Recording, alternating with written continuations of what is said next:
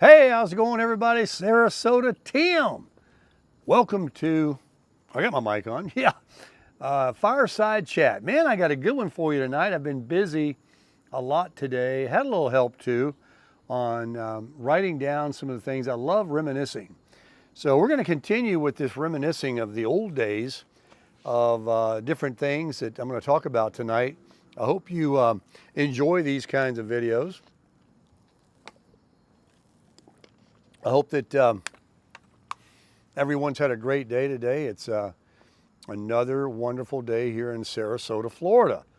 I mean, this is where everybody wants to be. As you can see, according to the fire level tonight, it is on the cool side, but not so cold that I need to have it blazing. But guess what? It does warrant a little higher than that. So we'll push it on up there. Another 10 or so degrees. We got 58,000 BTUs here. More than paid for itself. I really enjoy it. When I take the trip and go across country again, or wherever I decide to go, and likely it will be across country, it will go in the back of the Super Duty, and we will enjoy wherever I park at not a gas station because you can't do it, but at rest areas or campgrounds, wherever I should go. Definitely going to have this little baby. It's got a nice lid that goes on top with a carrying case. So, and the line wraps around it. It's really good. So today, what did I do? I had a great day today. I did not go to the gym again. You know, that gym thing has been a real, a lot of stuff in my life has interfered in the last few months, it seems like. Some I just let interfere, I guess, but I haven't been able to be as consistent as I would like with the gym. And I know that going to the gym isn't the only thing that helps you with weight loss or anything like that, but it does get you strong and builds muscle. And you know, I like lifting weights and stuff. You know, medium weights, not real heavy, and doing lots of reps to get kind of cut and in shape. But I got a few stitches in my upper left of my chest right now, and so as every day goes by, I'll be soon getting those out, and I'm going to take them out myself, I think. And we're going to turn this up a little bit more because it is now, whatever time it is, I don't know, it's probably about 7. I have a video that I made today at the gun range. And I met a couple of cool guys that were shooting in the lane next to me. And with this membership, you know, I can stay there as long as I want. There's no hourly thing. Not for me. You can do that if you want, but most people have that membership. So I met a couple of really nice guys, and we were shooting. And I blew out that 357 I've got, and a guy walked over and goes, "What are you shooting? What is that?" Felt a sonic boom over here 2 lanes away, and I ended up letting him shoot it. One guy, he shot it and put it down. I go, no, go ahead, man, finish up. It's a 5-round cylinder, and I had these 357 Magnums in there. It also shoots a 38, but I let him shoot it, and the guy he was hanging out with, they were sharing a lane together, he shot it too, and both of them, man, they were talking about it when we got outside. So it was a pleasure meeting them, and they're also going to be checking out the channel. So I had a good time doing that, but the video is taking its time. I don't know why certain videos, now I did cut it a lot, and I changed the audio on it because it's kind of annoying when I'm in the gun range and, you know, I'm trying to shoot and I got the camera on the target, and, you know, you can see the holes go in it, but you're hearing all this other gunfire, and it's just kind of, you know. I am going to continue making gun videos. I'm going to stick to, we've done enough of the range thing, I think, you know, showing how I can hit a bullseye or close to it. I'm going to just be doing right in front of the camera here in the camper, reviewing my firearms, and like I did today, my new gun and holster and stuff like that, because I love it. But tonight's video isn't about that. Tonight's video is about going back in time, and I think you're going to find this pretty entertaining tonight. Last night we were talking about a lot of the shows that we used to watch growing up, and some that we. Oh, wait a minute! I'm not supposed to have this page here. Hang on. Yeah. Well, I was going to tear this out so I wouldn't mention it again, but I do see something here that I didn't mention. Do you remember that show, Hogan's Heroes? Do you know that Bob Crane was bludgeoned to death? What a way to start out the video. Yeah, he was, in real life, he was into some kinky stuff. And I don't know if that had anything to do with it, but yeah, he died a terrible death.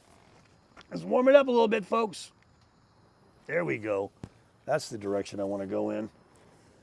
All right, so, but I did, read your comments, and some honorable mentions last night on other shows was, yes, Gunsmoke and Bonanza. Gunsmoke, I think, was the longest running show. Little Joe and his Palomino horse, remember that? And Hoss was cool. And then there was Little House on the Prairie. I didn't watch it too much, but of course, Michael, what was his name? That starred in Bonanza, the Little Joe. Michael, see, I have a hard time. But all of you answered me in the comments today about Elizabeth Montgomery and the singer on Hee Haw with Buck Owens. It's escaping me again. Oh gosh, I'll think of it in a minute. But I read it. You gave it to me. Now, this one here I wrote down, the FBI in the 60s, Sunday night. And always out to, catch a certain criminal. Was you a big FBI watcher? I remember, I think I was kind of small and wasn't following it too good. Clark, something Clark. It was the singer, the guitarist. I'll get his first name in a minute. But in the 60s and most of the 70s, do you remember getting off the TV shows? Nobody wore seatbelts. It wasn't required. Of course, there weren't airbags. And, it was just a belt, a lap belt. We didn't even have a shoulder harness. I think they came out with them. They were kind of rolled up. People never even unrolled them. But cars were steel, and they didn't crunch like they do now. So if you got in an accident and you didn't have your seatbelt on, between the metal dash and the car being very rigid, a lot of people lost their lives because today, with crumple zones and airbags and stuff, saves a lot of lives. But yeah, we didn't wear seatbelts. Funny how we went all those years with never even thinking about it or doing it until they passed laws. And then how about the dress? Not only do we watch these old shows, but look how they dressed and how we dressed. Long hair. No one wore short hair. Everybody had long hair. And bell bottoms. How about bell bottoms? Remember that? The 70s were some of the best dress, in my opinion, of any era. Like today, people are wearing their clothes half hanging off of their butts and loose, not showing their. Of course, we have an epidemic in obesity in our country now. I think that we weren't near as obese back in those days, but the food that we eat, everybody's carrying extra weight and, running around in little dolphin shorts and tight jeans and stuff. People used to wear remember the jeans, they came up, around the belly button. They were high up. Now they're down lower than the waistline, hip huggers. So yeah, we had bell bottoms and long hair. And then the great music. We all remember those shows we watched, but what about the times where the music just kind of set stage for the time? It was just, and those bands, those iconic bands are like the Eagles, great music. Every song they made was a hit, right? And a lot of bands, every song they made was a hit. Today's music, you might argue, is good, but since the 70s and the 60s, and then some of the 80s big hair bands and disco, which we're going to talk about in a moment, was good. It's really kind of old-fashioned now to even listen to that, but the 70s have never died. And what about these bands? We've got the Eagles, and then of course I just mentioned the disco time, Saturday Night Fever with John Travolta, and the Bee Gees. Still good songs they play today. During the disco era in the 80s, that was in my prime. Born in 58, almost 59, 69. I'm 20. I'm in my 20s, and I'm listening to disco music. I'm disco dancing. That's right. I used to get out there and shake a leg. I danced. Dancing was kind of an in thing. All the clubs and the bars, remember, it was dancing. Everybody was about dancing because that music, you just didn't want to sit and listen to it. You had to stomp your foot. You had to move. And so all these places, you don't even find places anymore that have live music, much less, well, we had the disco ball and the dance floor. That was what it was about. Today, they have some live bands and, little areas where you can dance maybe, but it was in. Remember that? I remember it, man. I used to go dancing all the time. Then there was in the 60s, the good bands, though, the iconic bands were the Beatles, of course. The Beatles and the Rolling Stones. Of course, the Beach Boys. And one of these, I thought was cool, and they even had a show they played on Saturdays, was the Monkees. I'm a Believer. Remember that song, I'm a Believer? And then there was Crosby, Stills, and Nash. And, the list could go on and on and on with the bands. And, I'm a big Led Zeppelin fan myself. There was Boston, all these bands back in those days. We listened to the, I'm going to get into that right here. Then in the 70s, on the TV shows, we had Happy Days. Remember that? Ron Howard and the Fonz. Oh, yeah, man, that show went forever, and that was one of America's most popular shows. Everybody watched Happy Days. And what about, like today, people are what they call gamers. They're into these video games today. So much so that they have big 80-inch, 70-inch TVs with super high resolution, super fast Wi-Fi. They got these gaming consoles, these guns and different things you use to play the games. And you can play them against other people around the world. They got, your gaming chair, your chair you sit in. Yeah. But remember when video games first came out? Who remembers Pong? Remember that? It was like a tennis ball. Beep, beep, beep. And it would hit the sidewall. And you're like, oh, let's get ready. And then, of course, Pac-Man came out. Oh, my gosh. Blip, blip, blip, blip, blip, blip.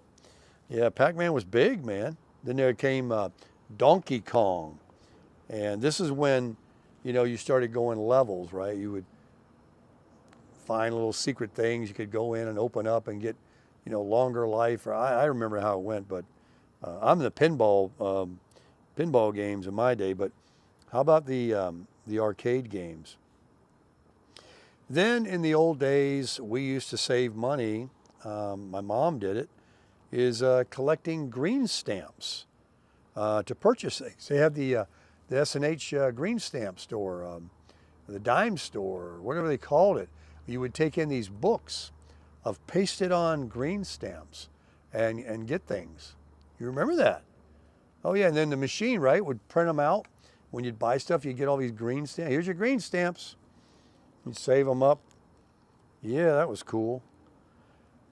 Now today, in your homes, everybody's into, tile, marble, granite countertops. What about when it was in shag carpet? Shag carpet, man. Yeah. And then another thing that was in the 70s was mood rings. Remember mood rings? Ponchos. Oh man, I had a couple of those. I thought it was cool. Leisure suits. I got it. Leisure suits. And then how about this for entertainment? It came out, Rubik's Cube. Now, I don't know if anybody's ever solved one of those. I think I've seen it on TV, but how do you ever put that back after you mess it up? But you would sit there and try, right? You'd sit there forever and play with that thing. You get one side, you get two sides. You really thought you were something, but you weren't getting, I mean, it was four sides. And then, of course, the game Monopoly. That was, we used to cheat. When I played Monopoly, we would be able to buy hotels immediately. We didn't have to buy 4 houses first.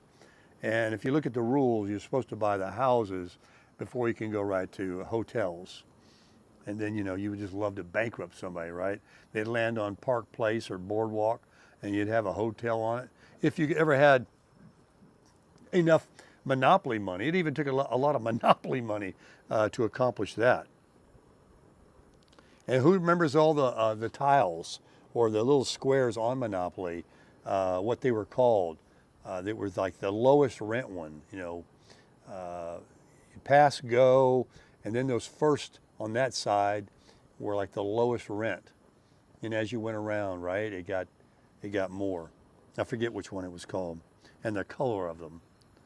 So Monopoly, I enjoyed Monopoly, and then marble games and things like that. I talked about dress earlier. I forgot to mention, besides bell bottoms and tight jeans, which men and women wore, I do believe that women were absolutely their hottest in the 70s with the long hair and the paint and the miniskirt. It was actually the late 60s, I guess miniskirts were more than the 70s, I suppose, but they were still wearing them. And then I remember in high school, to be honest with you, they wore very, very short shorts and tube tops where it showed the midriff. In high school, of course, everybody was still ripped. We haven't, turned into a 20, 30, or 40 or 50-year-old and became a full-grown bear, and filled out. But women, I thought, were the absolute hottest in the late 60s and 70s, definitely. I like a mini skirt still. And then, there were women that wore chokers. Remember chokers back in the day? And platform shoes. I even had a pair. They were kind of cool. They had them wood soles or something. Not clogs, they were platform shoes. And then, of course, here's what the music was in the beginning. Back in those days when we listened to Led Zeppelin and Boston and all these things, and we were in high school, my day, everybody had turntables, record players. And what do you put on a turntable? A vinyl, right? There were no other types of way of listening to music, and then came 8-track. That was a big, those big old thick things. They were laying around all over your floorboard, making a mess, but then they would eat them. You'd stick it in the machine, and it would eat all the tape. You'd pull it out, and tape would be everywhere. Oh, my gosh. And then after 8-track, we remember cassettes. And we thought, man, we're really downsizing. And they had issues, too. But nothing played better than a vinyl album and collecting them. And they were thin, but you couldn't take, vinyl albums around with you in your car. So we got those 8-track and cassette players. And everybody was putting them in. They didn't come from the factory so much. There were lots of businesses. I used to live in San Diego. It was D.O.W. Dow, and it was a music car audio system, a place. Remember, there were a lot of places like that. Car audio and alarms. That was even later. But everybody was putting in, not necessarily big thumper speakers yet. That would even come later, but they were putting in cassette tape players. And then came CDs. And if you were something, man, you had an 8 CD changer in your trunk. It didn't go in the dash. You had to have this contraption put in the trunk, and you could go and put 8 different CDs that rotated around. We had them in our homes too. We could just load all these CDs and we just play all this music forever. Here comes my motorcycle neighbor. 2 of them. Yeah, remember that? How they evolved from vinyl, 8-track cassette to CD. And also, long before, which they do today, and I don't know, it's kind of going out too. Everybody's into electric razors and scooters. But what went out only just recently? Not really out yet, but rollerblading, because it was roller skating in the beginning. And even as a kid, I remember getting roller skates for Christmas, those iron ones, that the little aluminum ones or whatever they were, steel, that went on your shoes. But I do remember the 4-wheel boots, like ice skates, but they had roller skates on them. You go to the beach in San Diego, and a lot of people had the roller skates and spinning around and doing different things. It was really cool. I used to go to the roller skating rink when I was young. They were popular too, remember? You could always find a roller rink where they played that nice, cool rock music. You get out there on that wood floor and roller skate, and then they would have men only, and then races, and then they would turn the lights down. It was couples only, and I even think that they had it where women would come to men and boys would go to girls, to ask them. And you didn't mind. You just go to anybody. You had an eye on, and they were more than happy to skate with you. They wanted to get out there. It was really a great way that we kind of intermingle with one another, because between going to the beach and rollerblading and going to the roller rinks and hanging out with our friends, we didn't have cell phones and stuff like that. We had to intermingle and communicate with one another, and that is something that's kind of gone by the wayside. Not everybody, and we still get together and socialize. Don't get me wrong, but just how we would get more acquainted. Now you can use things like motorcycling and RVing and other kinds of hobbies and groups you can get in to meet people, but those were the days, man. So now I've got a little bit more here I want to share with you about the old days. Some trivia. Did you know that at McDonald's, the first Egg McMuffin was invented in 1972? That's right. A little tip for you there. And in 1975 was the end of the Vietnam War. Long time ago now, huh? And in 1973, folks, the first mobile phone call was made. The World Trade Center was open in New York City. And Watergate, remember that? How about foods? Foods in the 70s. Hamburger Helper. They used to advertise the heck out of that stuff. Hamburger Helper, man, that was good. Everybody bought it. And then Jell-O. What was his name? Bill Cosby. He promoted, that pudding and Jell-O big time. And then one of the most famous songs of all time in 1975, "Love Will Keep Us Together" by Captain and Tennille. Remember how big that was? Remember the Captain and Tennille show? Crazy, huh? I think it's about the end of my notes for tonight. So just think, if you're, my age, I'm 66, you remember all of these things. You remember everything that we didn't have, basically, almost back to horse and buggy. It was pretty much basic. 10-speed bikes, we didn't have mountain bike shit. We didn't have, all of these different suspension components. It was 10 speeds and a regular bike, Schwinn's, banana seat. Man, those things are worth some money now, collector's item. But, cars were simple. Like I said, no seat belts and just, push buttons, AM radio. Just think of the technological advances that have been made and with the computers. And now what are we talking about? In 2025, we are now talking about AI that we haven't even begun to grasp what it's going to be doing. And it's going to be a completely different world. And quickly. It's going to be amazing. Amazing and then not so amazing maybe. We don't know. But what was amazing is looking back in time and remembering those times of how we just rolled with, like I just said, with Captain and Tennille, and Love Will Keep Us Together.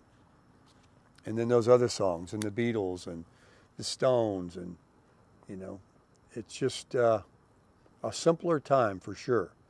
And neighbors going over, knocking on the door, asking for a cup of sugar, for some flour. You actually did that. And you could. I'm going to make some more of these if you got some ideas until we remember everything. We don't ever want to forget, because our kids and our grandchildren, of course, what have they grown up with? They were born into a world of cell phones. Kids as early as 5 or 6, 7 or 8 for sure. 9 or 10, they all got them. Cell phones. And they all know about video games. And they're very computer savvy.